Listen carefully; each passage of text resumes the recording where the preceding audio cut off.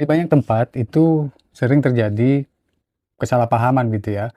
Jadi di Undang-Undang Nomor 18 Tahun 2008 tentang pengelolaan sampah, di pasal 13 itu memang setiap kawasan diwajibkan menyediakan infrastruktur pemilahan sampah.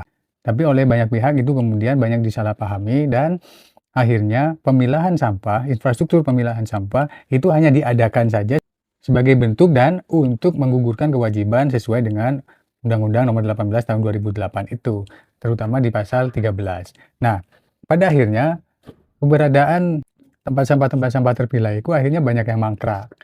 Karena orang pada akhirnya tahu bahwa tempat sampah terpilah itu nggak ada gunanya juga, karena pada akhirnya nanti sampah yang dibuang dipilah-pilah di tempat kuning, merah, hijau, apa segala macam itu pada akhirnya dijadikan satu lagi untuk dibuang ke TPA, tidak ada pemilahan.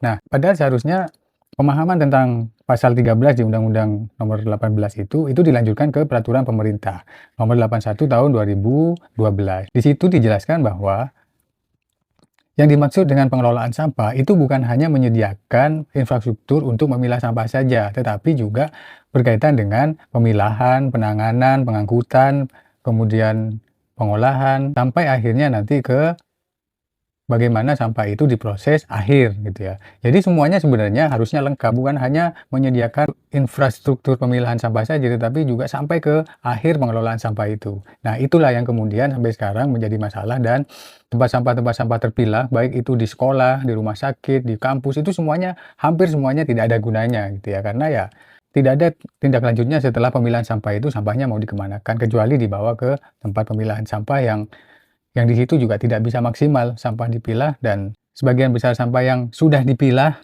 dalam tanda kutip melalui tempat sampah terpilah itu atau infrastruktur pemilahan sampah itu pada akhirnya banyak lagi yang dibawa ke TPA dan tidak maksimal.